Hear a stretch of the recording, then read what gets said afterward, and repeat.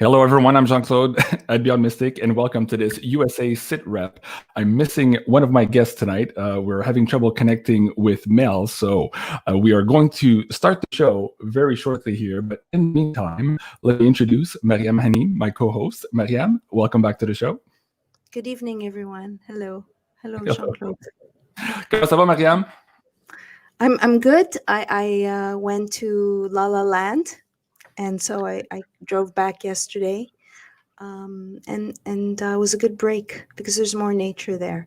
So I was able to get in hikes every day, and I was in my old zip code, and I went to check on Sexy Tony. Oh, that's nice. Cool. And so you're back home now? Sexy Tony's my cat, everyone. that I just so you know. My Jaguar cat. Oh, yeah. So someone told me, I mean, it's big news for me because I haven't been back since pre-coronavirus. So it's very interesting to compare the energy of SF, which is such a dense zombie city, to a less dense energetically. And it's like half, like the people hiking are not wearing masks. And it's a little bit more spread out. And I think that makes a difference. Anyway, so someone's told me that they had seen Tony the day before, so I know that he's well. Good. Awesome. Well, thank you for joining us tonight, MARYAM. Of course, thank you for the audience for being here tonight, too. This is going to be a live interactive show.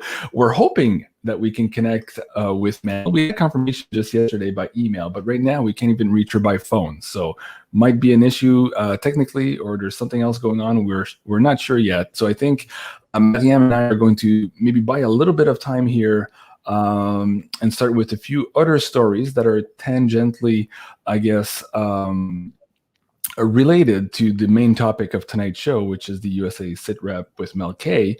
And then within a few minutes or so, we'll decide whether or not how we want to proceed with the show and with the audience. So bear with us, guys. It is a live show, and as they say, sometimes things happen. So MARYAM, where do you want to start? Do you want to talk about Mr. Floyd? Sure. I mean, just to say we will get into the Circus Sham Show impeachment trial, but we'd like to have Mel so she can give us her input. So a few, I guess maybe 5 days ago or so, I was happening to watch the TV, and I found it very interesting that the mainstream is telling us that there's 33 days left for the George Floyd trial. So tell me, when you do a countdown, have you ever done 33 days? Why 33? Exactly. It's a little bizarre, no? Mm-hmm. So just to tell the audience that Derek is going to have his own trial, and that the 3 officers are going to have the trial in August.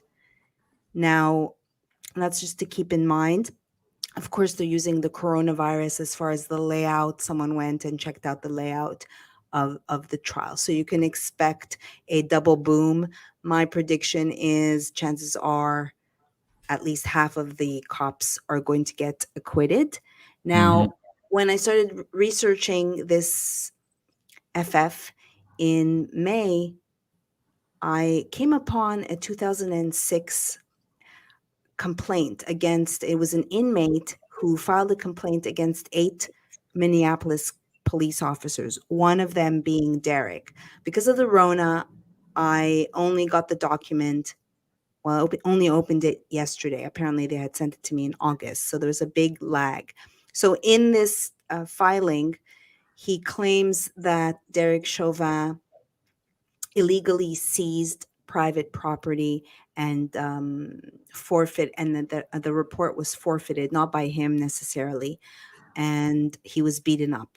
So anyways, just to put it out there, is Derek Chauvin a dirty cop, someone who's worked at a club as security for 17 years? If I've worked at a club, if you know the vibe and what goes on, in the underground. So finally, that Thomas Lane, keep in mind that 2 of the officers were rookies. And at one point, Thomas Lane, which I believe is the one in the body cam that goes and sticks his gun in George Floyd's face, which prompted him to basically have the same reaction as he was caught on body cam footage in 2019, George Floyd, where he's going, please, man, and he's also drugged out. So establishes character in my point of view. Anyway, they're Right. saying that Thomas Lane, he did, at one point they rolled him over and he was like very brash, like brusque. It wasn't really gentle and it was weird looking. And Thomas Lane says something. The other side, the state of Minneapolis, who's trying him, is saying that he should have used physical force to intervene to do the right thing. And Thomas Lane's party is saying, you pull up all police records where that has ever happened in the past 50 years of history with the police force. It's not very common. Also, just to keep in mind that the neck, the knee on the neck is an Israeli tactic.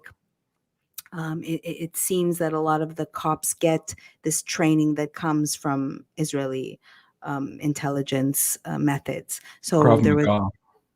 yeah, exactly, yes. Yeah. So early on, there were other pictures circulating in other countries of cops with knees on their neck, and it's common if you have someone who's wailing, which he was, and not cooperating and resisting, saying that he was claustrophobic. And by the way, he said, I can't breathe, several times before ever being put on the ground. So all of these things are going to come into play. And my prediction is it's going to be an acquittal followed by a resurgence of more destruction. Thank you. That is my, so I have, that is my sum up. And I have some links of the 2006, because I don't think anyone else will. I mean, I think I'd love to write for Gateway Pundit. This would be a great article to develop for Gateway Pundit. Absolutely. Well, do you want to share the links while we're waiting here? We can bring it up. Some people, they're in the private chat. Okay, let me bring that up. Yves Langlois was saying, yes, it's very cold here in Ontario. Yeah, I agree. Very cold. Somebody else was saying, hey, is JC warming up in Florida? I wish. But of course, they're making it difficult for us Canadians to go and visit. Oh, this is on your Telegram again. I won't be able to open it from my side. But let me bring that link anyways. I'll bring the link anyways down to the chat for the audience here and see. They can go. Why is it you can't open that up? Because I haven't installed Telegram on this computer. I can look at the links, but they're kind of grayed out. I only have it on my laptop. I should install it here too. I just, I try to keep this computer really, really for work. So I don't install anything else but this video editing software and this live streaming stuff, so that it has, maximum room to do the job it needs to do. So let me see if I can do it. You want to? Yeah, go ahead. Well, for now, this is what you were pointing at there, but I won't be able to. Okay, attends une minute peut-être. Is this enough? Maybe I can still show it. Do you see everything you wanted to see? I see it, so I can do it on. Let me try. From your side, okay. Let me try. There you go. Okay, alors, let's see. Give me a moment. Okay. So this is basically the inmate who says that his civil rights were violated, not only his first several amendments, and you can see the underlined Officer Derek Chauvin, false information in his report, illegal search and seizure. Because to me, I mean, you want to kind of get a vibe, on who you're dealing, attacked daughter-in-law and plaintiff. For some reason, he ended up in jail. So I don't know if he was defending himself, and whether that was what he was put in jail. I didn't get a chance to follow up. Early on, I tried to find this man, and now I have the name of the facility so I can look up. So, it's not like a big point, but I think that Derek is, I think they're both dirty characters. And I've been reading a couple of books on FFs, and want to kind of like learn the anatomy of an FF and how it works. And so in reading this book, I came across some information Actually, about. hold on for a second. I want to get into that with you while we wait for Mel. Folks are just getting into the chat here. There's a few more people. So just so you know, we're still waiting for Mel to connect. And so we're kind of trying to buy time here and not get into the main topic so that we can get Mel's point of view if she logs on with us here. So that's why, guys, we're just the two of us for now. Okay, so Maryam, let's get back here to the idea of false flags, the FF, as you call them, of course. Yeah, I know you've been putting quite a bit of stuff on that on your Telegram. Do you want to share maybe what you've learned so far and where this research is bringing you, and what conclusions you're making now with everything you're seeing around the world? Sure, thank you. I just sent her another text that just saying that we're waiting for her. Okay. And so we want to make sure that she's safe first and foremost, right? Absolutely, yeah. So just to understand the psychology, because it's a having taken part now in an FF in for realsies, to see what is the melange of real mixed in, because whatever happened, this violence that occurred is unacceptable and horrific, as they have told us, the other side. So just to understand the anatomy of an FF, and to understand that this has been this Hegelian way of doing things. So one of the things I came across the other day is we're told about Abraham Lincoln, and it seems that he was more propelled not by freeing the slaves, and in his March 4th inaugural speech said some pretty horrible things, like basically, you know, he would never have a Negro wife, and would not, so is a racist. Mm-hmm. So this is a side of history we're not told, and now that we're witnessing in real time, we're watching them rewrite history. In my opinion, it's quite fascinating and amazing and brazen and unbelievable. I don't know how many people listening, UJC, how many times a day you're like, I can't believe we're like in a surreal reality show. Yeah, we're living in a twilight zone. I had a conversation today with one of my best friends, who, for all intents and purposes, is pretty awake. I mean, understands crypto, understands his financial transition, very, very adept, politically speaking. But she doesn't see the same thing I see in DC.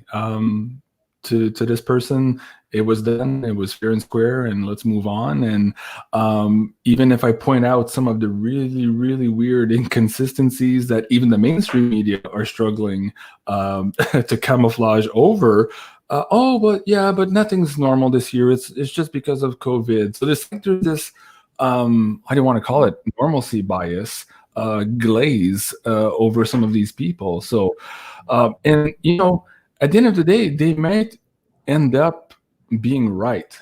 And what I mean by that is not that it's not a Hollywood show that we're watching, but it might continue for quite some time. I just don't know anymore what's going on and how long we're going to be living this weird state of pretendency. So I don't know. And right now, it seems to me, let's backtrack. Let's share this with the audience.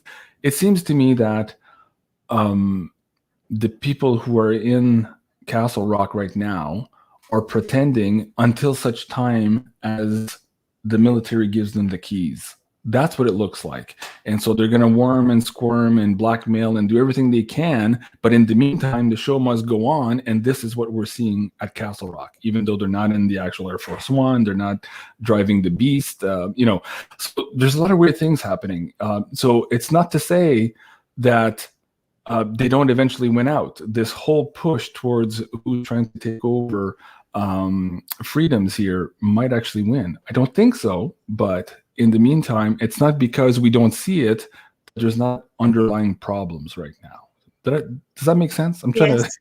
Okay. Yeah. What are your thoughts on all of that? Well, so now they've extended the military until the end of the year, and looking at the disorientation, normalization, demoralization, different tactics or components of bringing in communism, that it's like, I think we've talked about this, a few steps forward, a few steps back. Right. And I also wonder, I wonder if you wonder this too, or if people out there, whether we are also raising our consciousness. So we're just more, is it really this cheesy, these productions? They're so cheesy and sloppy. Yeah. Well, we talked about this with MEL on the last show last week. We're like, why is the set design? Why is the script so cheesy? Like, come on.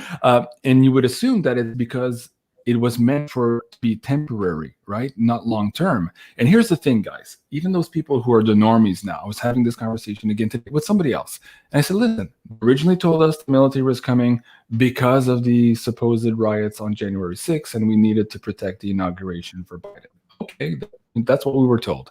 And then suddenly, oh, no, they're actually going to be here for a week or two. And then, oh no, they're actually going to be here till mid-March. And then, oh no, they're actually going to be here till April. And now, of course, now, oh no, they're actually going to be out here for the whole year. And here's the question. Every time people don't question, well, what's new? Why? Well, it's because we're worried that the Trump people are going to come back on January 20. And then it's like, oh, it's because we're worried about this impeachment. The Trump people, like the rioters, are going to come back. Okay, so now what? Now what? It's over. Why a whole other year? People don't question, like, yeah, what's going on? What's with this 3-ring fence around D.C.? This raises a lot of questions, but still, I have people around there like, no, it's, nothing's normal this time, JC. It's because of COVID. Everything's different. Don't worry. You're reading too much into it. No, it's not because of COVID. They're using COVID, and there's something real called gradualism, and I cite that in my series, and it goes along with the overtone window. And it's 2 weeks to slow the spread. Next thing you know, like, this is, I think of this every single day. Having almost died, life is precious. Time is collapsing. And we are hopeful creatures, and we are very highly adaptable. And so these are all things to take into consideration. And looking at some Democrats, was listening to C-SPAN on my drive, so I was able to listen to all of it, almost all of it. And one of the things that they noted was, so you present the plaintiffs, show this montage that highlights footage of John Sullivan, who was arrested and quickly released, and has ties to BLM and Antifa, which they deny during the circus kangaroo court. Right. And you have the Democrats using footage from an BLM Antifa and nothing. And then when the other side showed their montage and the feedback, which again, I wonder, who are these people calling into this particular show? Because they're same. It seems like, oh, let's get them on this. So they criticize them on the quick cuts and on the music, that the music was to distract from the fact, but you guys actually doctored tweets and used your investigation based on fake news reports. Yeah. Liana, I think is the name. She says military will not leave DC because it's a foreign country. Yeah, this is the narrative right now for the people who are trying to piece all of these this puzzle together. I mean, clearly there's something wrong. The facade is exactly that, a facade. Even mainstream media is having trouble covering it up. They're having trouble coming up with excuses now for all of these weird happens. If it was just one thing, okay, maybe Kamala can't get into the VP house because they have to change the carpet. Okay, whatever. But there's a litany of things that just don't add up. What's that one? I didn't hear the Kamala. Oh, the VP couldn't get into the what's the name of the specific housing for the VP there? I forget the name of the place. At any rate, this was 2 or 3 weeks old, this news. Maybe people in the chat can remind me the name of that. I think it's an observatory, a naval observatory. I forget what it is. Yeah, it's just one more piece that doesn't fit, right? The Castle Rock studio doesn't fit. The plane doesn't fit. He supposedly went somewhere the other day. He wasn't driving the Beast, and people were looking at these black SUVs, and they look like old and shitty. I'm like, okay, they don't even have new SUVs. Like, what's going on? Like, what? So, go ahead. So if we look like this is, why is this believed? Well, on Friday the 13th of March, when they announced the state of emergency, you can look 1979 FEMA, which created in 1979, in a state of emergency, a national state of emergency, FEMA has control. And so people like Richie from Boston, when he says that they are in charge, whether that you want to see that as military, and so that is a consideration, and perhaps that is and ended, when Trump said it's been good being your president. Why these little bits in the script? Just not to jump too much, but a source said to us that Jared Kushner was Q. He was quizzical, Ian. He was quizzical, quintessential. Oh, sorry, he was. Yes, quintessential. It was very quintessential, yes, and yes, perhaps I believe it was more than one mind behind this. I'm so sorry. Behind this quizzical group. That being right, it was the Naval Observatory.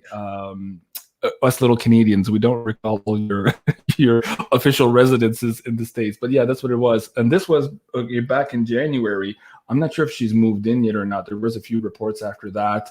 But anyways, we can go and check out the news on that. But again, it was just one more piece of the puzzle that just seemed odd. Like there was too much of these.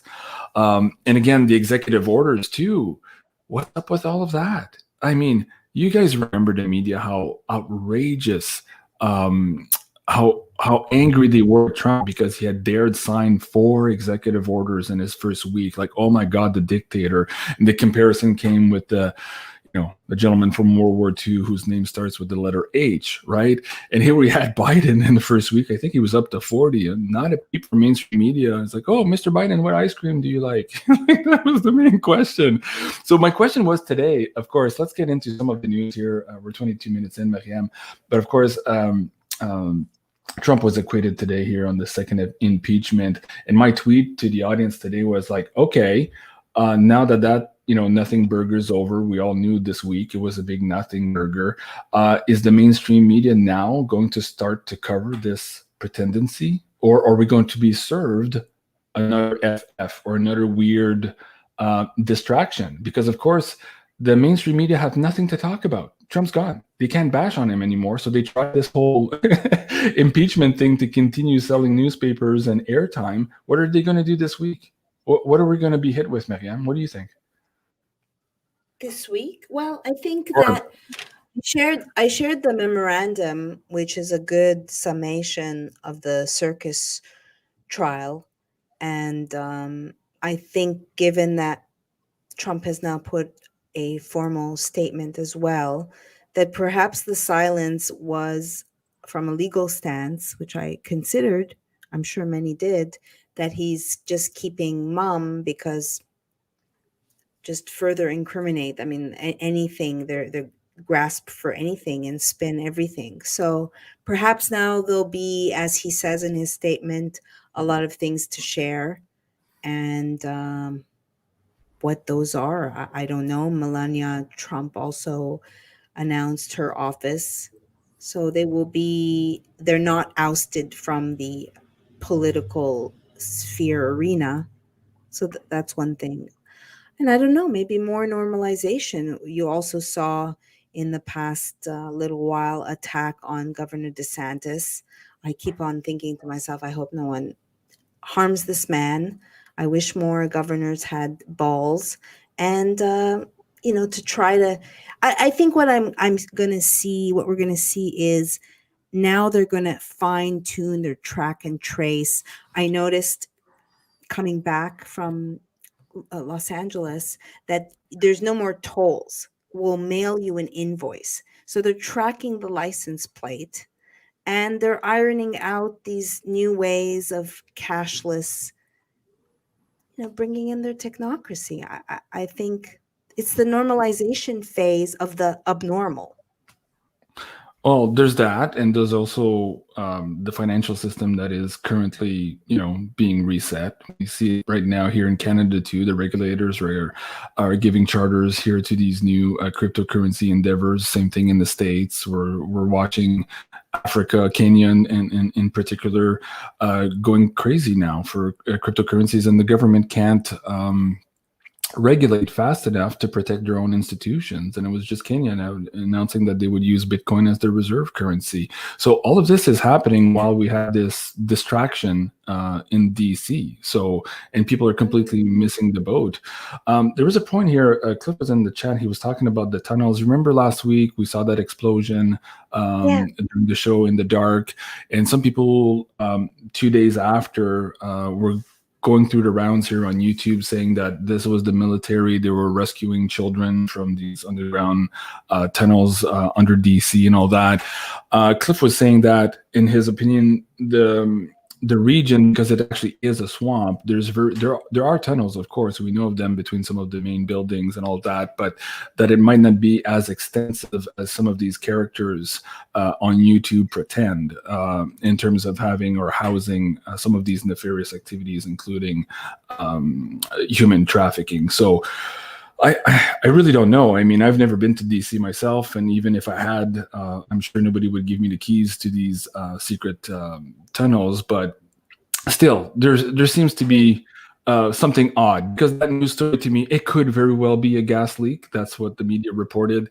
But like any movie, every time there's something nefarious or there's an explosion, it's a gas leak. Nothing to see here, folks. Move around. So was that what it was? Did you follow up on this at all this week, Maryam? It kind of died, that story. We didn't really hear anything else, but did you see anything else? On the way back, yes, Zach was like, what happened with that? Did it just no one followed up on?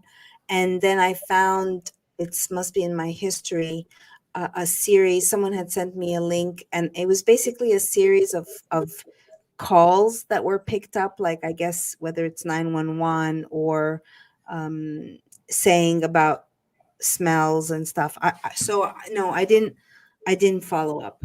I mean, these DUMBs or these underground worlds, they exist, but again, it's beyond the tangible. I mean, the point is, we know that children are trafficked. There's stories all the time, and that's what we need to know. This illusion. I mean, remember Mercy and Comfort, JC? Mercy and Comfort, no. The boats, the ships. Oh, yes. In, and it's like, what the hell are they doing with these bobbing petri dishes of my goodness, you can get so sick. I can account from on a ship. Anyway, what happened to that? But they thought that they were going to rescue the children, and what again? This what's happening now with the Rona. Anyway, I won't go down there, but just it's an illusion. I have to see what's really happening with these manholes. That's the thing. I mean, it's fun to comment on, but when you're not there, you're just, you're not there. And this is one of my gripes with a lot of these people, these characters who, come out here and they say, oh, 100% sure, I've been told, my sources told me this. I'm like, come on, man, really? I mean, you got to run away from those guys when they're telling you they know 100% what's going on. Cliff is just talking about here in the chat too, about this emotional spike coming up. So let me bring up this chart so people know what he's talking about. He was on my show a couple of days ago, and he's tracking now. Of course, he was successful in tracking the January 28 and 29 emotional spark that had to do with GameStop saga, and then we saw another spike, which was during our last show, but that was more related to basically the energy behind Bitcoin and the death of the dollar. So that was one of the spikes we just felt a couple of days ago. But now what he was predicting in this episode, and let me just bring down the link. If people have not seen that, they can go check it out. But he's seeing again this big emotional spike now starting around February 24th, ending about March 25th. And in there's an additional spike on March 4th to the 7th here. So we're going into turbulent times. And in this episode, he was saying how, again, here the narrative would crack. Something is about to crack here in the narrative. So what that is it just financial? Is it also political? Is it all tied in together? We're not sure. But these values, if I can put my cursor on it here, if you guys can see that, they're higher than the previous one for GameStop. So something big is happening on the horizon, and hopefully in the next couple of days, as the immediacy data continues to come in, we'll have a better indication of what that is. But essentially, Cliff was saying, get prepared now. Don't wait. Don't dilly-dally. Get your things in order. There's still some turmoil ahead. So batten down the hatches and don't save your value in toilet paper money. I think that was the quote at the end of the show. What are your thoughts, women's intuition, Mariam, about what's going on now? I was telling you before the show, I was feeling weird today, like a weird jittery kind of energy, even though I'm not drinking coffee. I'm like, but it felt like that. So I'm like, are you feeling this too? Are you feeling that something's up and coming? I feel in suspended animation, in a chrysalis, as I was telling you, where lots of times things feel surreal. But I really believe in epigenetics, and I really believe the environment around you. Now, you are way more in tune with feeling energies, um, on on a grander kind of more cosmic scale. I mean, we are still in a Saturn, a Mercury retrograde, and I think we're in store for a lot more tribulation, unfortunately. So yeah, it's, you would think that looking at this circus trial, if you listen to X-22, which is always a dose of hopium, that are people waking up, because the banter on Twitter was not like, I got the sense, the lawyers from Trump's lawyers, it was like they were paternal and more like, this is not the way you do this, juvenile, children, adolescents. This is not the way you run your Mickey Mouse trial, and kind of scolding and being firm, and really redeeming themselves from Monday's kind of meandering. They were kind of meandering, and I mean, it was, I felt like a bit of a justice. I wish that they would have went for a home run. We can also talk about the lawsuit that I shared. Sure. Before we get into that, Uh, Cliff, I was asking, does yeah. she have five banded Italians? I'm guessing he's making a bee reference because you're the bee lady. Maybe for the audience who don't know, do you want to maybe share with them what you did and why you're notorious for your documentary on the vanishing of the bees? Narrated by Elliot Page. So I directed a documentary called Vanishing of Bees, which is actually on YouTube Movies, and spent 5 years following beekeepers around the world to find out what was happening, why they were dying. Something called colony collapse disorder, which is really attributed to systemic pesticides, neonicotinoids, and Bayer. So ultimately blew the whistle on Bayer crop science. For instance, we went to Germany, and I interviewed a anti-Bayer coalition. So that's I'm known as the bee lady. You can find a picture of me with hundreds and hundreds of bees all over me, and these are my bee stripes. So this is the Fibonacci sequence. Have I told you this before, JC? Yes, you have. Oh, I have, sorry. So yeah, it's a Fibonacci sequence, and my first Aya trip, I prayed. I wanted to see what tattoo, like I was just praying to the bees, and during that time, I was meditating on what kind of tattoo to represent the honeybees. And I saw a swarm of bees, and I just heard the words, "You've earned your stripes." And it was a very special moment.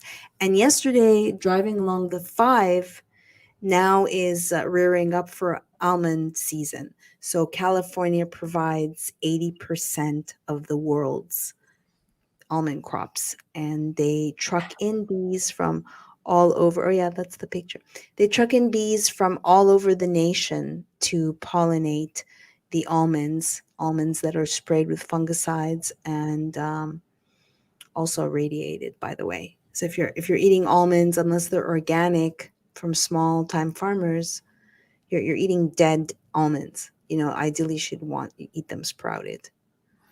So I anyway, wonder that's I wonder what happens to all of this almond milk processing as well in the big box stores. How good that is for you and how bad that is for the environment. Like, things are crazy. yeah.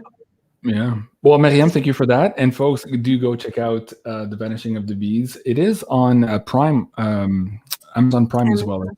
I saw that there as well. Yeah, so go check it out. It's a really good documentary, and Maryam is so cute. And also, if you haven't seen it, go check out her, what was the other one? The Ark of the Covenant. That one's really, really special. I'm in Vanishing of the Bees just in France. I was the translator for the beekeepers that I brought to France. Right. We went to France, and these beekeepers go to McDonald's. It's like, are you fucking kidding me? Like, for real? You're in Paris and you're gonna go eat at McD's? Right. How about a coq au vin? How about come on. I know. Oh my God. I'm trying to bring up your Ark of the Covenant poster if I can find it here. Let me see. Was that the exact title, Maryam? It's the Ark of the Ark of the Covenant revealed. Revealed. This is my first gig after getting hit by an SUV, and I'd never been to the motherland because I'm half Egyptian, and so I ended up picking up an entity. Oh wow, nice cover. I didn't know that was on Prime too. Really? I think that's where my royalty checks. Hello. Yeah, Amazon. I think that's where we ran one of the first interviews you and I had. I ran parts of the video, and it was from my Prime account. So, but I think it's also still on Netflix Canada, if I'm not mistaken. Yeah. Huh. Interesting. So where are your royalties, Maryam? No, seriously, I'm reaching out to Bruce and saying, hey. I wanted to say also, looking at the Sham Show trial, that I really feel like I wrote in my journal, vagueness is the new reality, because really nobody cares about details anymore. Mm-hmm. Yeah. Incredible. So do you want to continue down this line, Maryam? Did you have another? I want to share the lawsuit. Okay, I have that up. And no, for who asked, I haven't heard from Mel, and I checked my email. Yeah, and let me check mine too. No. So we have a little bit of a mystery there with Mel tonight, guys. So I'm not sure what happened. Okay, so this is the lawsuit. You were reporting on this yesterday, I believe, on your Telegram, so folks can go check it out there. But let's get into detail here, Maryam. Okay, so this was presented to me by Jason Funes, and he's worked as a administration staff for Trump and a campaign advisor in the past. And I met him outside of the Rotunda during the deadly insurrection. And he presented me to Rudy, and based on my little digging and really reading Patrick Burney's 6-chapter installments, which I really recommend. Have you read them, JC? Nope. So through that, it seemed to me that Rudy kind of made sure that things didn't go anywhere. And it's also interesting because apparently, according to Patrick Burney, that Trump had insisted it's got to be Rudy. So, you know, I'm sure that attorneys are sometimes brought onto cases to spoil them or make sure that they don't go anywhere, which is really not a hard thing to do. Right. As we were told during the and this is a perfect example of details don't matter. 61 cases were dropped. Again, not looking at latches and the technicalities in which they were dismissed, and not considering that there are lawsuits such as now this one that still is arguing election irregularities. Okay, so this he came to the same conclusion that Rudy was compromised. Apparently, there was a snitch within the team that I was uploading my footage and helping getting footage. So I just want to segue here to say, as I'm watching this sham show, and okay, there was one charge, and you could tell that the team, Trump's team, was focused on just arguing that. But there were hints of this being pre-planned, of being agent provocateurs. So what happened to all the clips that we provided Rudy? Like, for real? Like, no one could say, here's some footage to establish who were these savory characters. And then the mainstream is reporting now to discredit and say there was no Antifa members associated with, and that is a lie. Okay, so we can look at this as Latinos for Trump, Blacks for Trump. I'm not for sure. I don't know if you know who Joshua Macias is, or if anyone in the audience. And this is against Pete Sessions, Mitch McConnell, Nancy Pelosi, Zuckerberg, Chucky, AOC, Raffensperger. And what is interesting is that they are using the Time Molly Ball case to really to showcase they're outing themselves. I mean, this is out in the open now, and this cabal is not representative of we the people. And then they're using the HAVA Act, I believe. I don't know if it's 2006. I don't know if you could. Oh, I'm sharing the. Am I sharing the? I can bring it up. Sorry. Okay, gotcha. Okay. There you go. Oh, yeah, that you can. Let me stop sharing.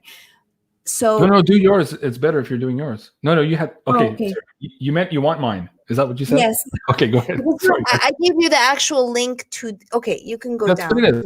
Yeah, that's what I have up. Okay. Okay, great. Folks, sorry. Hold on a second, Maryam here. There's quite a few more people in the chat already. If you guys were tuning in to see Mel K, for some reason here we had trouble connecting with Mel before the show. We're not still sure what happened, so we're moving around. We're moving forward with the show tonight here without Mel, and of course she has the links. So if she does get to a computer, hopefully she can join us. But if you're joining us now and wondering where the hell is Mel, we don't know. So we're gonna go on with the show here tonight, and now we're talking about this lawsuit. So go back to you, Maryam. Yeah, I'm thinking, I heard from her. We spoke yesterday. I heard from her at 4. Yeah, and no, but the show was confirmed. We've confirmed the hours, the links, and all of that too. So there's something happening. We just don't know what it is, folks. And we decided to go forward with the show anyways, seeing as we were all here and booked. So hopefully she can join us. But if not, the show must go on. And we're rolling with the punches, so to speak. And I hope that you guys enjoy the show. And of course, it's live interactive. If you guys have any questions or comments for Maryam or myself too, please do populate the chat in high caps, and we'll deal with those as we continue on for this evening. Thank you so much, everyone. Go ahead, Maryam. Someone says, Kiva says, vagueness is the new certainty. Yeah. Yeah. And it really is mind-boggling to me. I think about this a lot. I joke, #details matter. And there's so many nuances. And I really think it's so obvious how the MSM works hand in hand. And this lawsuit, if you go down, it's not only pointing fingers to the Democrats. It seems that there's a lot. Mel is in New York. Okay. Yeah, she's in New York. It could be that she has power outages. It's true. That makes sense, actually. Thank you, Leslie. Yeah, it would make sense. That vibes with me, yeah? Yeah, absolutely. That would be the only reason why she wouldn't respond, I would think. And I've been in that situation where there's no power. Right. Speaking of that too, it is pretty bad out here too. So if you see me disappear, just keep going with the show, Mariam. And if I'm not back in 5 minutes, at least hopefully I can text you to let you know that the router is down. But so far the connection looks pretty stable. So we'll keep rolling. It's snowing? It's pretty bad. Yeah, it's pretty bad. Yeah, so I have to say I don't miss that. So I grew up in Quebec where Jean-Claude is, and he's not far from, I believe, where my mom is. Mm-hmm. And I had to just I couldn't do it. So bravo for embracing the cold. Tough Canadians. There's quite a few Canadians in the chat, and they're all saying, yeah, in Ontario right now it's really cold. I'm just on the east side. So what is it, like minus 37? Right now, probably minus 20. It's not as cold, but a couple of days ago, it hit the minus 30 for a couple of days, and like, whoa, it's pretty cold. Yeah. Yeah. So if we go down, let's see. Continue.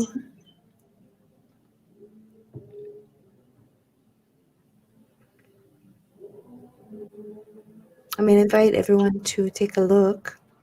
Let's bring the idea back so people can follow with us too. Let me just bring that down to the chat. There you go.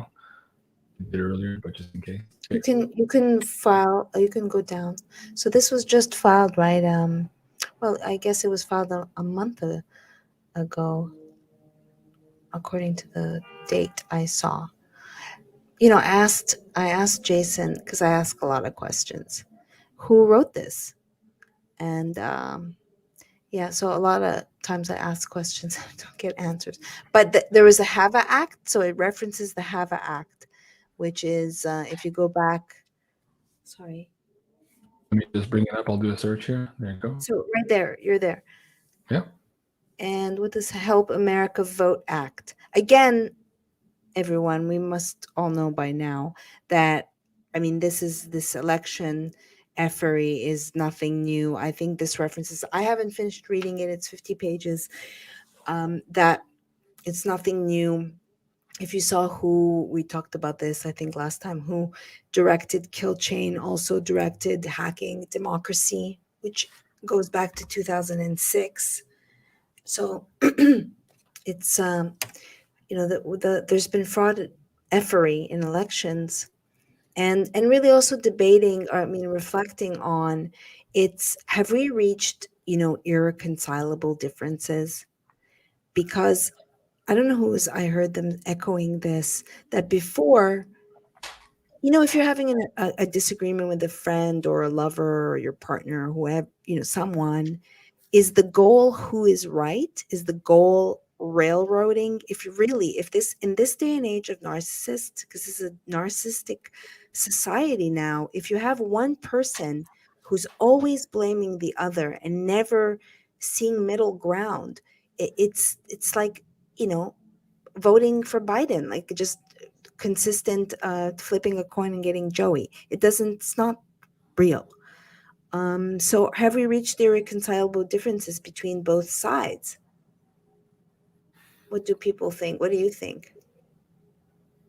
Well, I think that people can't answer that question if they're still listening to mainstream media. They've all been programmed a certain way, orange man bad, and there's no critical thinking. And as you said, vagueness is the new normal. I mean, it's very hard for people to determine what's going on. And on top of all of that going on, there's stress with COVID, there's stress with their lives. They have to work, they have to pay the taxes and all that stuff.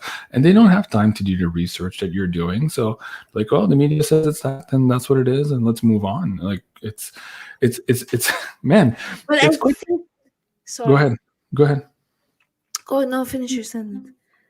Well, I'm saddened, especially in the last couple of months, as I see that in some of my friends who I hold in high regard, but seem to be missing all of these little clues and puzzles. It's like, I don't want to say they don't want to see them, but almost. I mean, to me, it's like impossible to not see. But then again, that's just me. So it's hard to understand.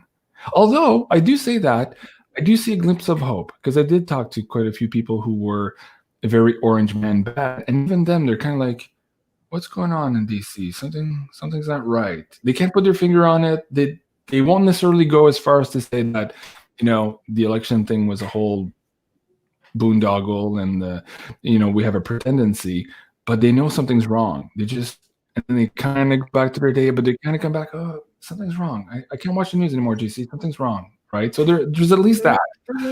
Yeah. Yeah. I was gonna say, when I was in LA, I saw someone I hadn't seen in a year, because again, I haven't been there since pre-Rona, and I lived there 23 years, and so there's a sense of familiarity. Anyway, she was saying, she's not a Trump supporter, but she's like, I said, don't you feel there's something off? And she's like, yeah. But again, they're all going I went to see her at the hair salon, and there's fumes there, as someone who has chemical sensitivity. So now she's like in fumes all day with a mask. Like, it breaks my heart, because it's so nothing to do with health. It's all about fear and scientism. There's memes going around now with Fauci, with like 12 face diapers on his face, one on top of the other.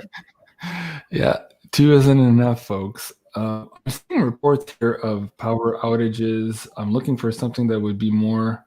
This is a day ago, 2 days ago. I saw something 15 minutes ago. Where's this one? NBC News. Thousands without power. No, that's Northwest.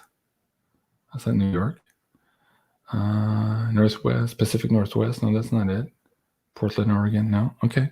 If you guys see news articles about the weather in, I guess, New York State for now, that might give us a hint why there's some technical difficulties here. Just checking on that while we were talking. There's quite a few people that agree here. There's a lot of weird. They're getting the same thing from the the people around them, even the people who might not be following politics so closely. They know something's wrong. They can't put their finger on it. And my question to that, to you, Maryam, is like, how long does this last?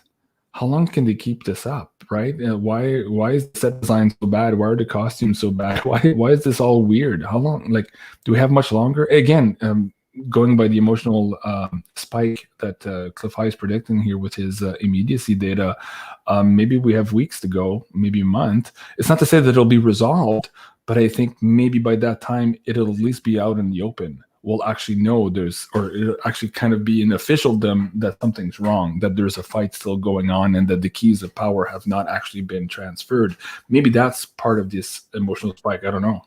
There's keys of power, or there is not only foreign interference, but foreign invasion of some sort. I mean, do you find, let's say, just to pivot a little, this, like on the local news, they're, I think, purposely showing crimes against Asians, that because Trump called it the China virus, that now it's, and no longer are we, there's this, he's having anti-xenophobia campaign. So now we're going to go to the other side, where we're going to embrace China, like Right. Start learning Mandarin kind of thing. Well, that's scary. Marie is saying here, and nothing. They're talking about. She's talking about the mainstream media and nothing to support it, and it's true because they say so. Yeah, and that's what I hate. I hate that. And of course, we're all being gaslit here. We're not even we're not allowed to ask questions. We're terrorists if we're asking questions, and you get deleted from Twitter. It's quite fascinating to see, actually. As far as timing in this lawsuit that you shared, if you don't reinstitute election integrity, what does anything matter? The argument is because come next, like, it's going to be rigged. At the same time, I don't know like, for instance, did you see there's new legislation being suggested in Nevada that would allow tech companies to create their own to create their own governments?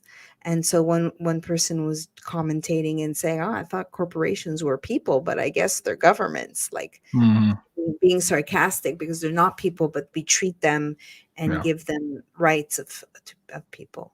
Right. So Right. where are we heading? Yeah. I brought up the somebody sent me this link to the power outage map in the States. So far, not that much northeast yet. So who knows? Where's New York is in an outage? No? Is it not New York, or is that New York? Let me look. Let me see if I can zoom in on it. We're both Canadian, okay? Toronto did against No, us. I'm trying to zoom in on the map. For some I reason, don't that know. one's frozen. So I want to bring up another one to compare so people can see what I'm pointing at. I am sorry, people that are worried about MEL. I am concerned. Internet or power. I mean, if you're out of power, you often don't have internet unless you have a generator. Right. Which I did in the jungle, for instance. But yeah, it's not good to make more people worry more so than us. Well, I don't think New York is in. Well, as I'm looking at, I'm trying to zoom in here, but it's acting up. I don't know if you guys can see that, but at any rate, okay. Somebody was talking about this interview with Juan O'Sullivan and Carrie Cassidy. I sent that to you yesterday, I believe, Mariam. Do you have any thoughts on that? Do you maybe have questions that come out of that? Let's start there. Okay, so I listened to half of it and then stopped listening because I would have liked to listen more from him. So I don't know what. Maybe you can tell me the takeaway in the end. I mean, we're talking. She wanted to know, well, is the military in charge or not? Right. That's basically the takeaway. Well, that was one of her questions, yes. And myself also, I would have liked to hear more what he had to say. They did have an internet or cell phone connection lost during the show as well, so it wasn't the best show there. That said, if I can recap what he said and what I believe I heard him say, so don't don't take my word for it. Go watch the video. But I understood that he's of the opinion that basically on January 19th, at the last minute, this report on the election basically made its way to the proper authorities, and it was kind of a last minute thing, and that triggered that report should have came in probably, I think, around January 3rd or January 5th, and it was late. And of course, that triggered the executive order on the foreign interference. And so that also triggered some mechanisms within the Constitution to basically give the military pause during this transition of power. Now, up to that point here, you can see that in mainstream media, we had a major general on that day as well saying to ABC News that they were there for a peaceful transition of military power, quote unquote. And every time I put that clip back on my Twitter, somebody deletes it. So go find it for yourselves. But we've played it here before on other shows, and you remember that. So, okay, to that effect, also Pechenik went back on AJ on band and reiterated that something is still moving forward. I'm sure Mel would say the same. Someone else that's in Florida that I messaged talked about, you tell me when the last time you saw gold fringed flags, but are we going to stand? Is that what we're going to hold our breath on? Like fringes on a flag, you know? well, okay, so that's what Kerry was asking too in terms of timing. So let me finish what I believe Juan was saying.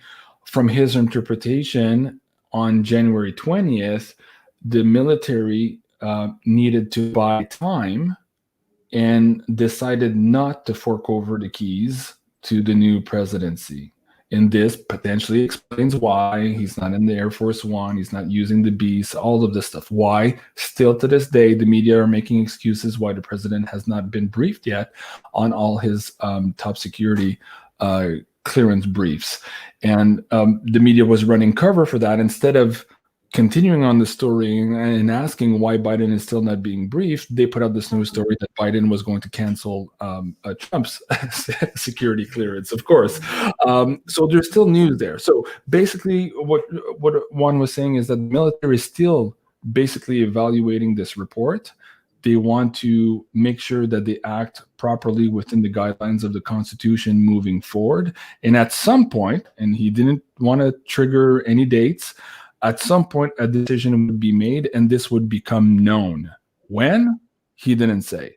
He said right now, just to make a point, he said that right now there is no urgency. And that kind of struck me a little bit odd. He said, well, it's not like he said the military has time right now to do this properly. And he said there are divisions within the military. Some might not see it that way. Some might see it that way. And these guys are under a lot of pressure to make sure they get it right, because they don't want to get court-martialed either. So there's a process there.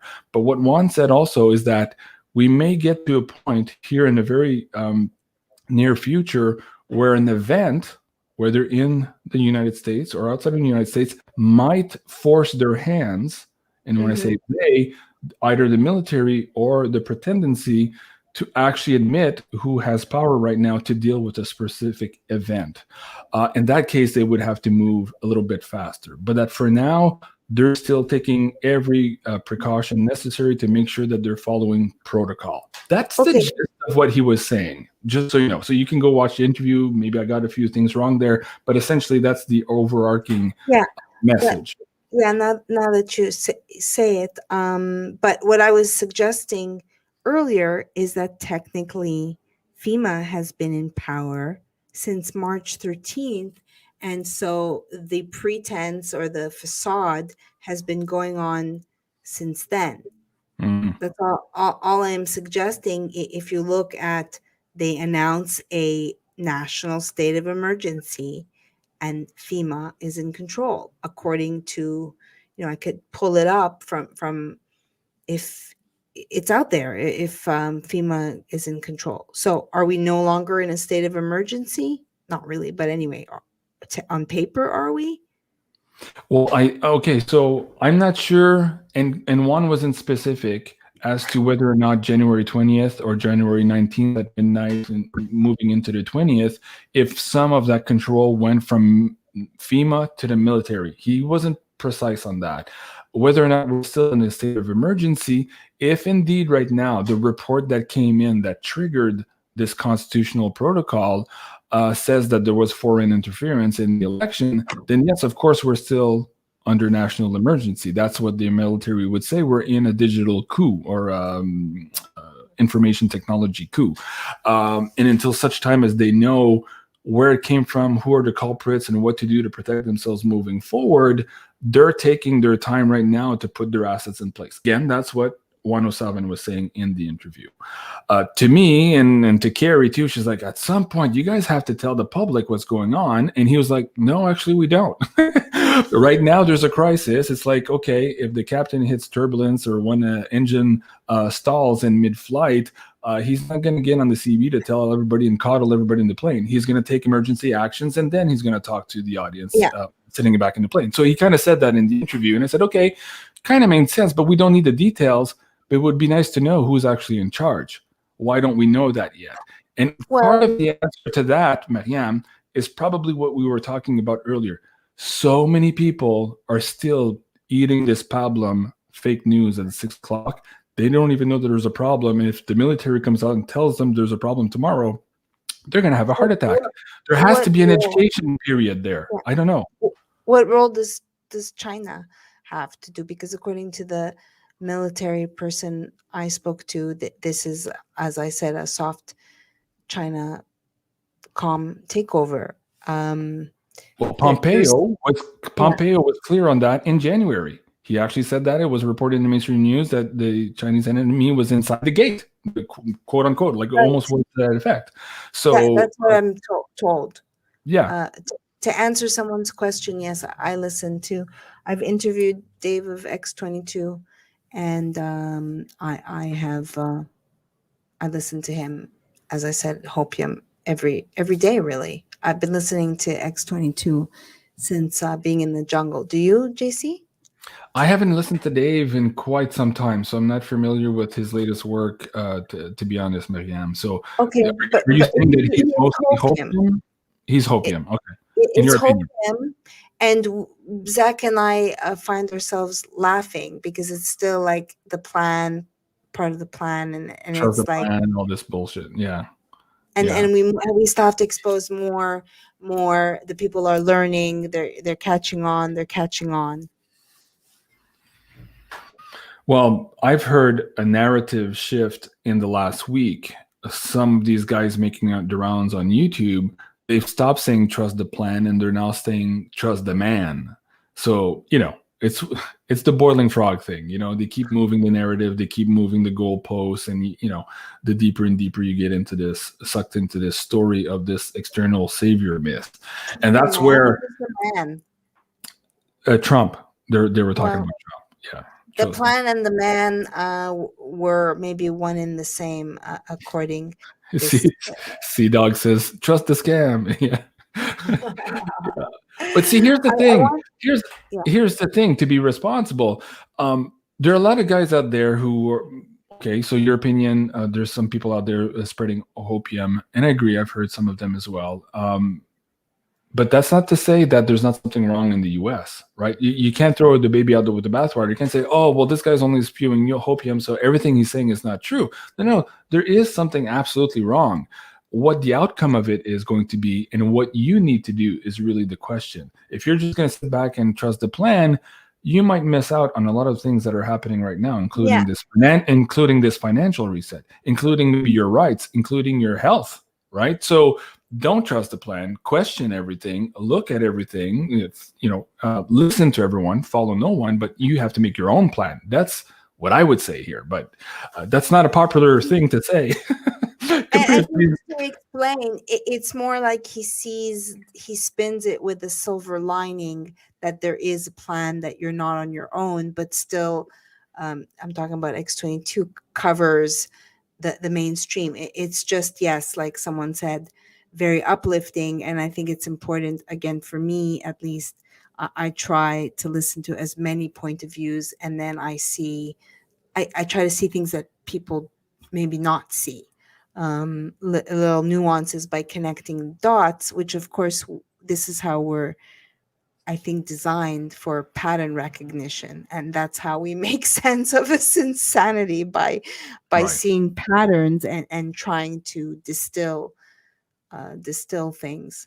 Well, Leslie's on my page. She's like, well, okay, if we're being distracted, what are we being distracted from? Right. Well, I could say what? Yeah. Go ahead. I asked this. Did you know that, for instance, which is not the distraction, but for instance, did you know that Netanyahu was also brought into his trial started last Monday or last Tuesday, I think. Yeah. And I think he basically walked out of his own trial and said, like, this is over with.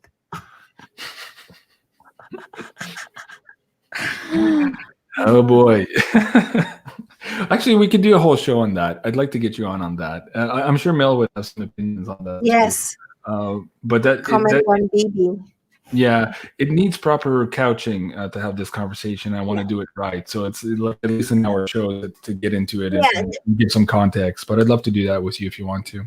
But just to bring up what else is happening in the world that we may have been distracted by, really a 5-day, was it 5-day or 4-day circus sham show, with, just pulling at our strings, saying now there's, 7 deaths, giving a medal, just a witch hunt, really a witch hunt. And in the end, I mean, that luckily there's since a little bit of sensibility, but they're not, at last, and today they said, one, I don't know if you caught, I think the day of the fire, I mentioned it, that Mike Lee was like, you guys are quoting a news article, and I never said that.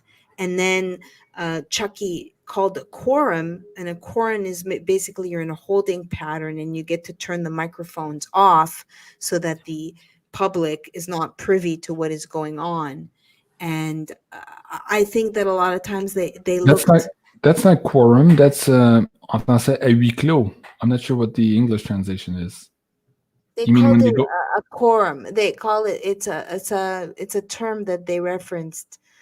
Quorum means you have the minimum number of votes in a, like, for example, of a board of governors or something, in order to pursue with a vote. So you have like protocols to follow. Huis clos means in private, but let me try to see the translation. Maybe people in the audience know it. I don't think it's quorum in English, actually. Okay.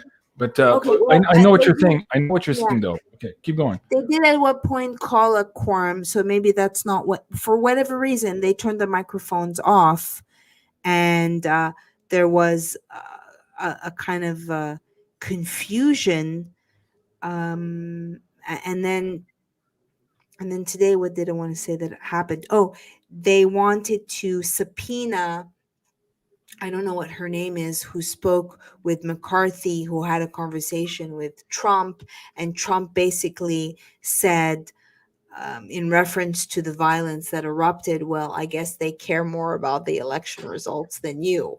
Right.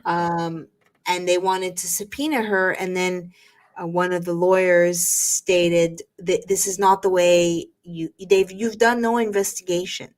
And there's no due process. And if we lose due process, and this is really what is at risk here, this is not about Trump.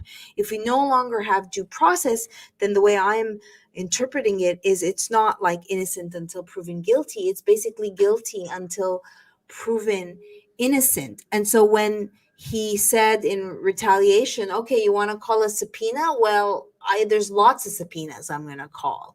And then I think they recessed, and for whatever reason, that was no, because he suggested I suggest you just do your closing comments and then do the vote. So I don't know if you were following that. Yes and no. I was also bringing up the definition for huis clos, and we can go into that. Actually, let me bring that up for the audience here, and then remind me of your point, and I'll answer your question. So, huis clos in French, l'expression huis clos signifie littéralement porte fermée. En droit, un procès à huis clos se déroule en l'absence de tout public. In English, huis clos means basically behind closed doors. Okay, so that is not the same thing as the quorum. Calling a quorum is the minimum amount of votes needed on a board of directors, for example, to be able to proceed with a vote. I can bring up that classification. Okay. So at one point, Chuck Schumer called a quorum. In what context? And it was at the same time that they did a huis clos and went he might have called the quorum in order to vote to go behind closed doors. Right. And in order to make that vote, you would need, based on your charter or your constitution, whether it's a business or a government, you would have minimum numbers of representatives needed in order to officially call a quorum. So in English here, quorum is the minimum number of members of a deliberative assembly or a body, right? Parliamentary procedure, but it's the same thing as business as well. Yeah. Okay. Now, if you do quorum and Chuck Schumer, to see what comes up in.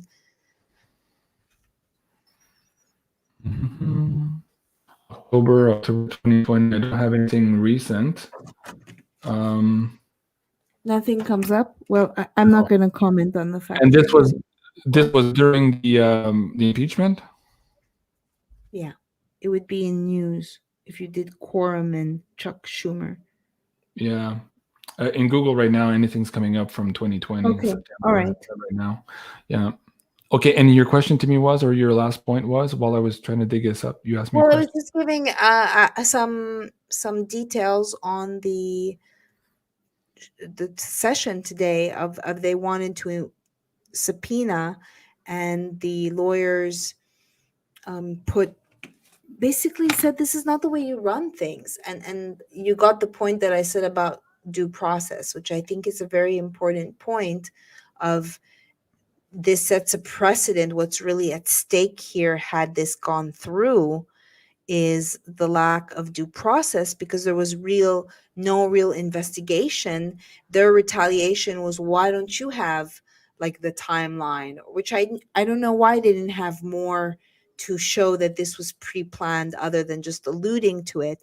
But regardless, that's not the way it's done. It's not up to Trump's attorneys to defend themselves without them presenting evidence for them to defend themselves, if that makes sense.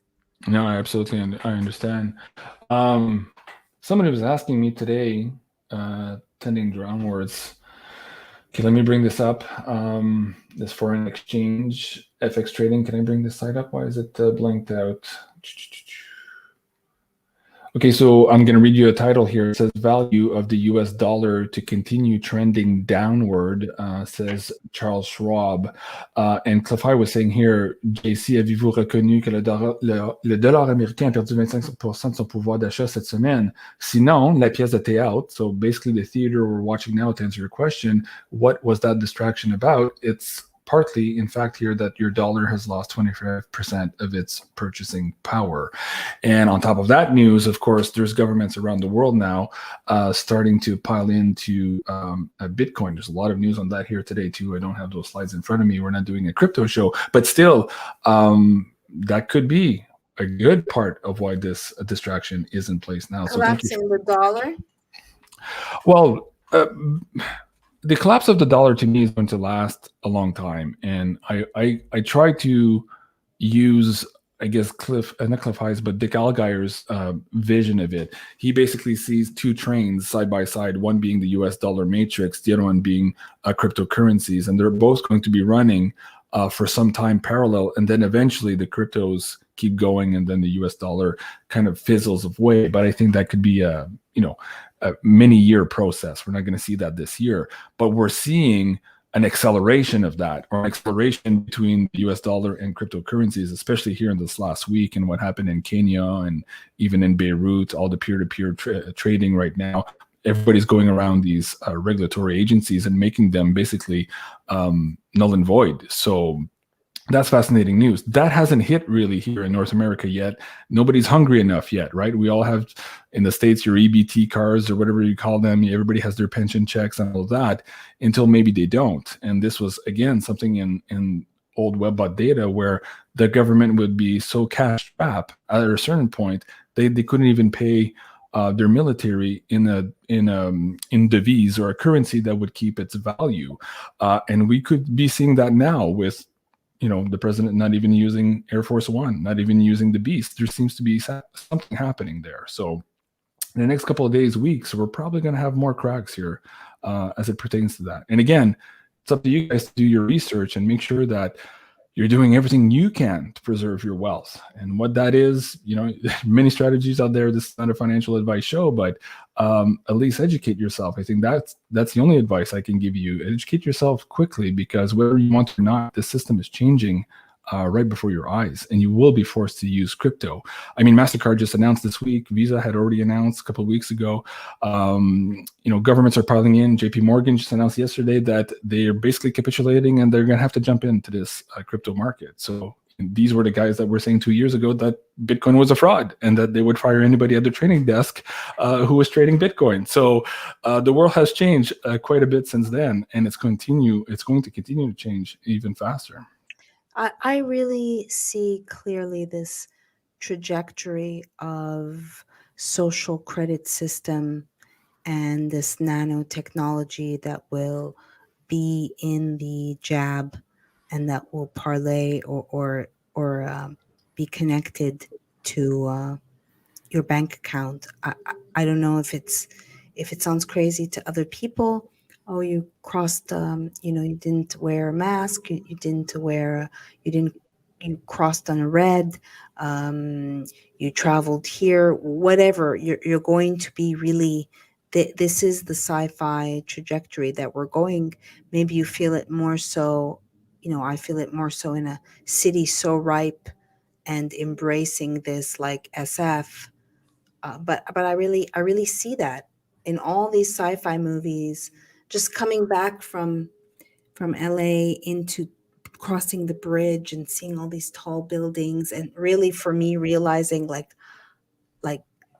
I cannot live in that anymore. And there's people who are going to love this system, and they would choose convenience over privacy. They'll love it. Well, what you were just saying about the bank accounts, I believe it was 2015 here in Canada. I remember seeing a slide deck that basically showed this was a community meeting on the Hill, and they were basically showing how all the banks here in Canada, our charter banks, had already written all of their APIs and their backdoors to include cryptocurrencies in the whole system. And all they needed to do was flip a switch where you would wake up one day, log into your Royal Bank account, see your savings accounts, your checking account, and then your crypto account. And this is what some of these regulatory agencies here in Ontario just this week announced, that they're giving these permissions for custodial services, and the banks are going to get into these custodial services as well. Cliff is making a point here on the screen. Measure dollar versus scarcity. The Bitcoin is a very good metric of the daily dollar purchasing power. And if I bring up that chart, a Bitcoin is still a Bitcoin. It's the same thing as it was in 2009 when it was pennies of dollars, and now it's, I don't know, 47K. Is that Canadian on my chart here today? Yeah, it's probably Canadian. Again, it was at 45. What's that? 47. It was at 45. Now it's 47. Yeah, that's in Canadian dollars. I could probably switch that back here. It probably gave a heart attack to the audience here. So is it better right now as a Canadian? Because, you know, if my mom sends me a birthday gift and is it as shitty? What's it, 75? It's been like 75 cents for American dollar. Like for every American dollar, I would get 75 cents Canadian. But what are you asking? Either way, she's going to, either rate? She pays it in Canadian, it's going to come out to the same. If she wants to send you one Bitcoin, she's no, I'm going just to pay asking, what's the exchange rate now that the American dollar has devalued this week? But let me just go back to that slide just to finish that point for the audience. Let me bring that back up. I'll get into that the exchange rate for you. But essentially, what you're looking at here, let me bring this little quote out of the way so you guys can see that. This is the, how do we call it? The erosion of the purchasing dollar, of the purchasing power of the US dollar. You could buy, you know, quite a few Bitcoins way over here with a dollar way back when.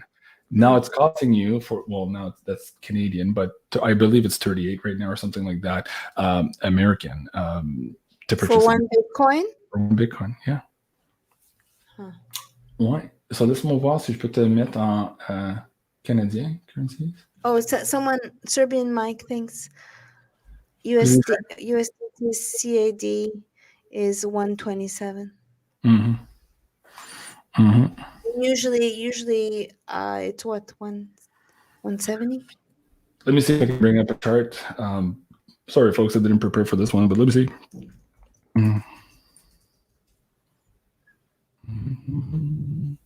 The buck is diving quick. All right. Can you guys see that? Whoops. Let me see.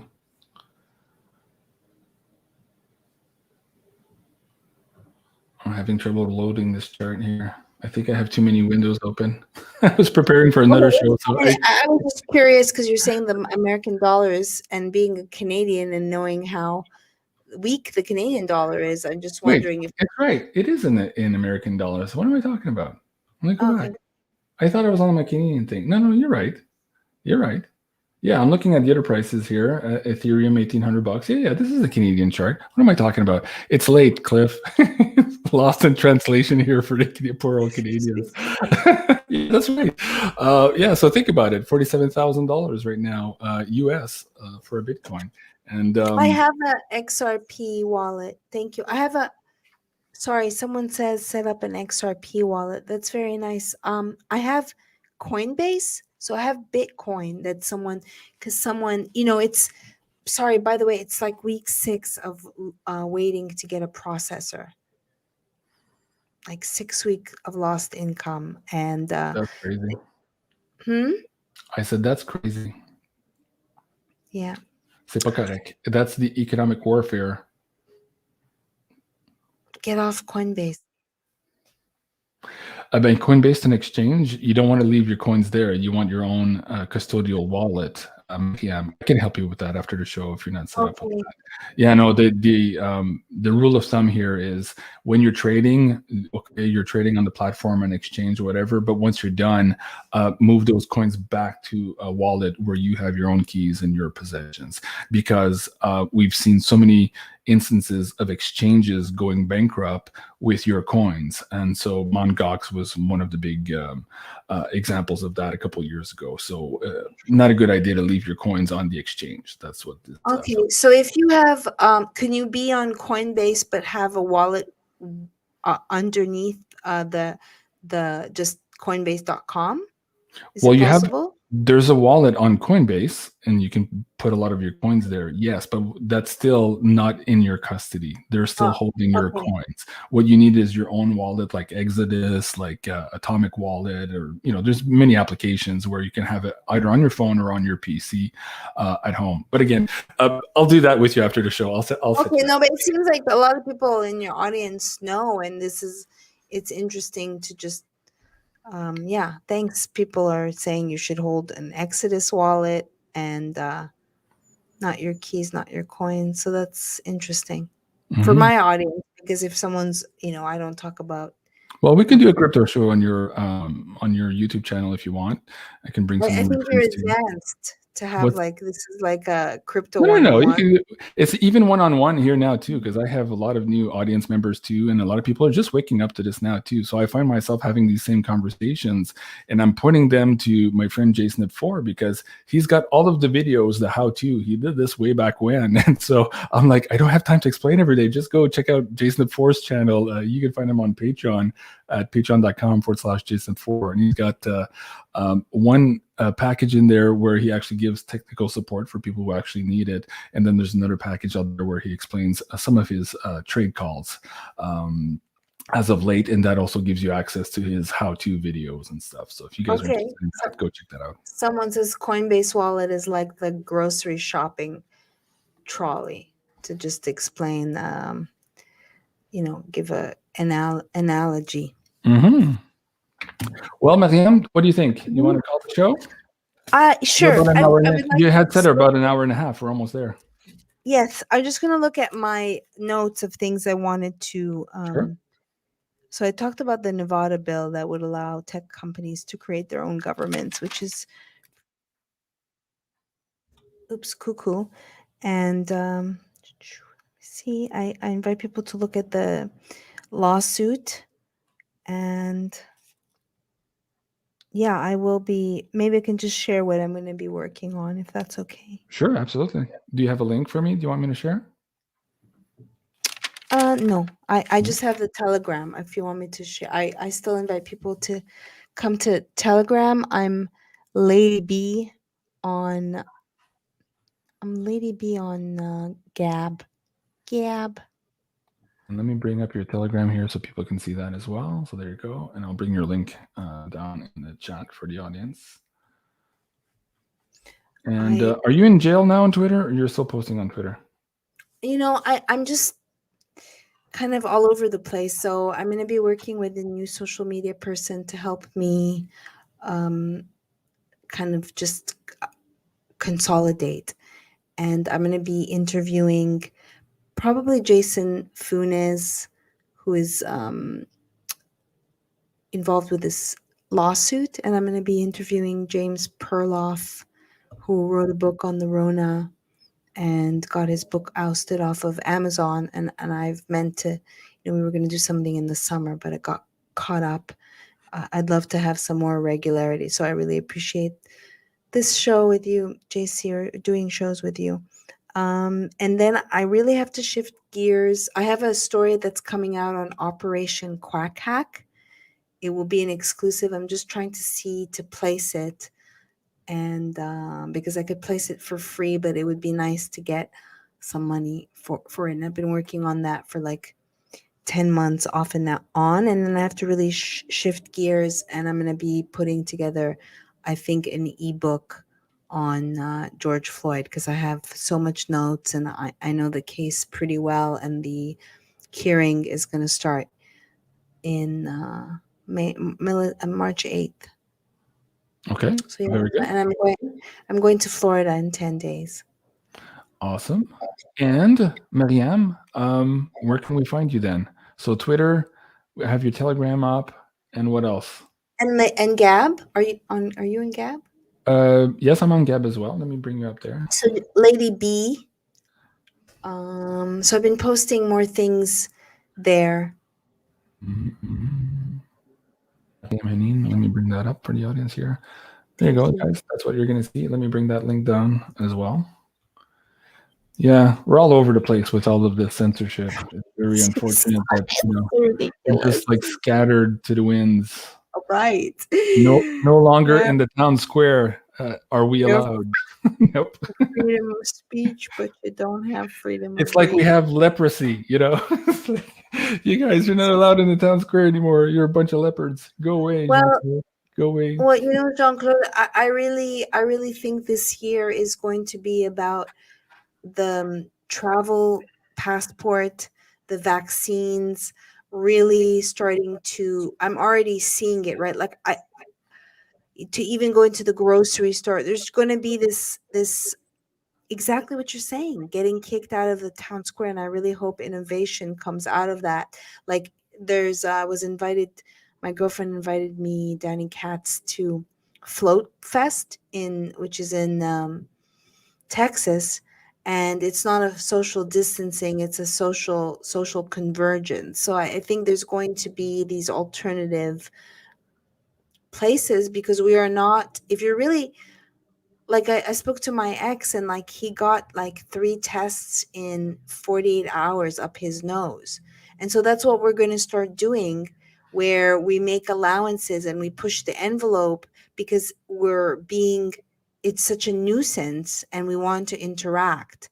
And I think when all is said and done, there's going to be a lot of people that are going to end up getting the jab that supposedly were against it. That's my prediction. Yeah. That's very scary. And of course, we're going to continue fighting the good fight and trying to educate people there. That is one of the fight this year. Hopefully, though, we might get sidetracked by other events. Now, the other events might not be very pleasant, but they could overtake this CV jab narrative also. So fingers crossed for that. Now, let me thank the donations tonight on the PayPal tip jar. Thank you so much, Leslie. That's really nice of you. And Yves Langlois, merci beaucoup. Heidi, thank you so much.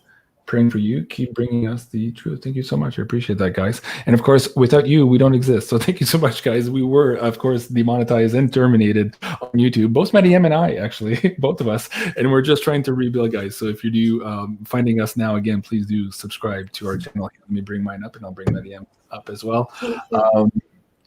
Yeah, so let me see here. Maryam, I haven't heard from Mel. I wonder how we can relay to people that she's okay. What I'll do, as soon as I hear from Mel, or you do, Maryam, I'll pin the comment here in this video so people will see the update there. I think that's the best way to do it. I hope so, guys. Let's give her a prayer and make sure that everything's okay on her side. So here's Maryam's YouTube channel. Let me bring that down for you guys here. Please do go and subscribe. And also, you can support Maryam on her Patreon, and that is patreon.com. Whoop, where'd you go? I just had it. Wait, where'd you go? Man. That's what happens. I used a great suspender because someone commented on the show before about your tabs. They thought it was my tabs, but I have like 10 times your tabs, to be honest, because I have 3 screens and well, so that's just one of the windows where I have, so I have quite a few tabs. You're like me. So great suspender was to suspend to not bog down your computer, and it just had a bug, and so it effed up all my tabs. Oh. There's a bug, if anyone's heard that. Yeah, so that's my Patreon page, and it helps cover my editing, which I do, and the stories that I write. because it's unfortunate that, yeah, it's hard to be an independent journalist. Very good. And so last but not least, guys, you can also follow me here on my beyondmystic.net website. At the bottom right corner here, I've added this mailing list again. So if I do get pulled, I'll be able to reach out to you guys and let you know from where I will be broadcasting moving forward. So please do subscribe to that newsletter. And of course, you can also find me on patreon.com/ where to go again? Beyond Mystic is my channel. And there I do create extra added value content for the audience. And also I put there, yes, I'm 18 and older. And there also I do put the content that was deleted from other platforms. So thank you so much. Oh, somebody's saying Pure Bulk, Jay Martin, Pure Bulk. Yes, guys, if you want to try Pure Bulk, or actually Pure Sleep from Cliff High, you can find that on my shop page, where I have all my affiliate links, and that is going to be a cue for Maryam in a second here. But these are all the great products that I like to use. Shakeology, C60. Of course, we'll get into Honey Colony here, Shilajit, and Cliff High's Pure Sleep. So if you guys want to check that out, please do use this affiliate link. It's at no extra cost to you, but it gives me a little bit of something in return here to keep me going.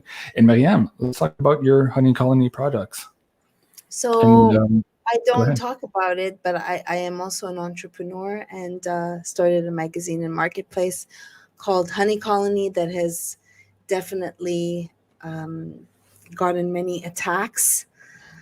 And so everything is made in America. We sell silver, we sell honey, we sell molecular hydrogen. I support personally a keto lifestyle, and I am also a functional medicine consultant, so I work one-on-one with people. But if you use BeyondMystic, then you get a percentage off. And then there's also Simply Transformative, which is where I sell the hemp oil. You can say that. That's you can allowed. say that. Yeah, we're allowed to say hemp. Hemp. All right. Well, merci beaucoup, Maryam. Très gentil d'être ici avec moi ce soir. Thank you so much to the audience for joining us this evening. Man, it's weird. This evening, I really have trouble, in that Star Trek world. I would say, please, computer, run a level 4 diagnostic on my universal translator. I was having trouble finding words tonight. Really?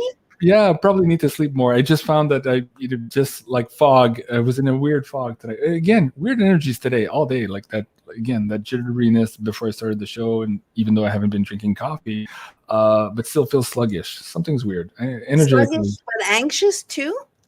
Yeah, like no, I wasn't anxious, but my body was feeling like it was on a live wire. Like if I had coffee, but I didn't have coffee. So it's kind of like that weird, when you drink too much coffee, then your body feels weird. It felt like that, even though I wasn't having them. I know when there's been a few times where something is bothering me, and usually I have a good sense because I have self-awareness or try to cultivate that, where like there's this niggling feeling and something's happening, but I don't know what it is. I don't know if that's how you're feeling.